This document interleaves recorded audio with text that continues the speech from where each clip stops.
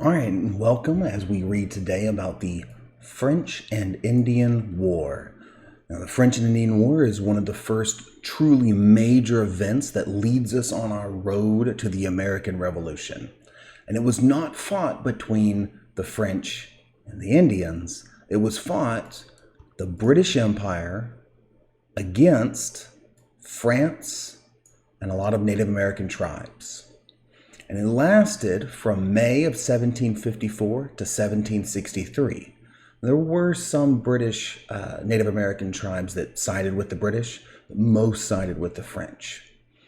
Okay, so the French and Indian War resulted from ongoing frontier tensions in North America as both French and British imperial officials and colonists sought to extend each country's sphere of influence in frontier regions.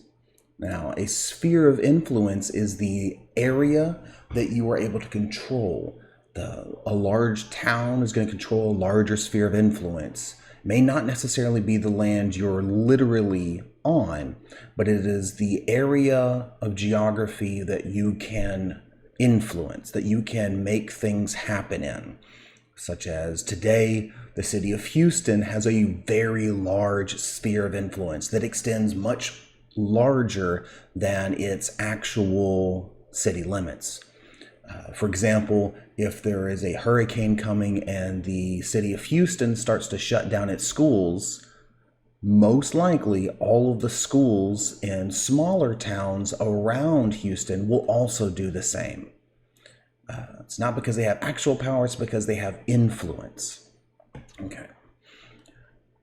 In North America, this war pitted France, French colonists, and their native allies against Great Britain, the Anglo-American colonists, the Iroquois Confederacy, that'd be Native Americans, which controlled most of upstate New York and parts of northern Pennsylvania.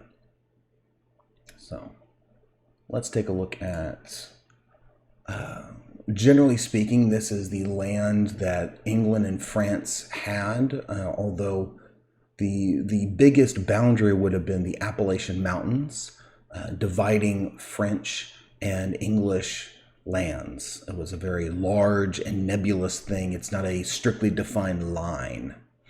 So, the border between French and British possessions was not well defined, and one disputed territory was the upper Ohio River Valley. The French had constructed a number of forts in this region in an attempt to strengthen their claim on the territory.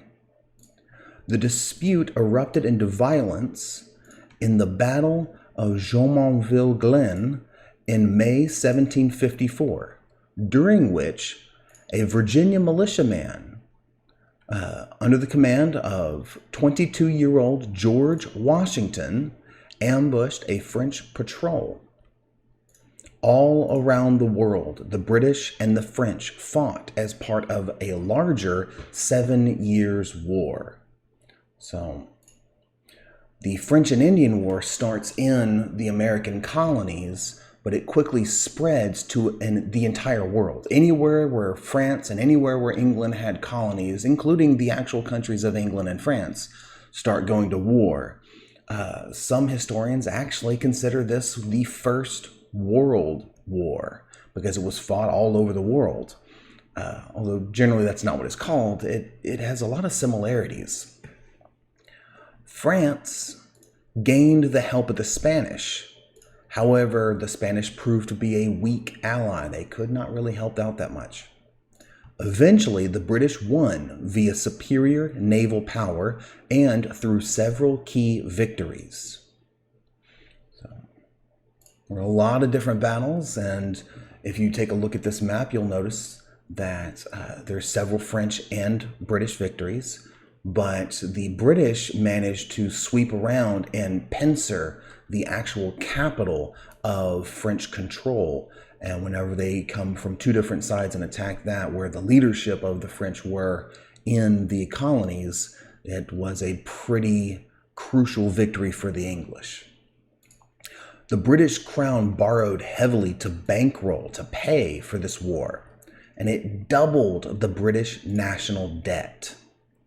King George III argued that since the French and the Indian War helped the colonists by securing their borders, they should contribute to paying down the war debt. To defend his newly won territory from future attacks, King George III also decided to install permanent British Army units in the Americas, which required additional sources of money. In 1765, Parliament passed the Stamp Act to help pay down the war debt and to finance the British Army's presence in the Americas. It was the first internal tax directly levied or put on American colonists by a parliament, which was met with strong resistance. It was followed by the unpopular Townshend Acts and the Tea Act, which further incensed or made them very angry. And the colonists, who were angry, believed there should be no taxation without representation. That will become a battle cry. That will become one of the primary complaints of the American colonists. Britain's increasingly militaristic response to colonial unrest would ultimately lead to the American Revolution. 15 years after the Treaty of Paris, we'll read about that after a while, French bitterness over the loss of most of their colonial empire contributed to their intervention on the side of the colonists in the Revolutionary War. Now, one of the things that you're going to see happen during the American Revolutionary War is the adaption of better technology. Currently, at this time in the story, weapons are fired using a flintlock mechanism. And many people will continue to use these throughout the Revolutionary War. But one of the things we're going to see is that this technology will slowly be replaced. And I thought it might be helpful for you to see an example of a flintlock mechanism before it becomes antiquated in our story. I hope this has been helpful. Hope you're enjoying.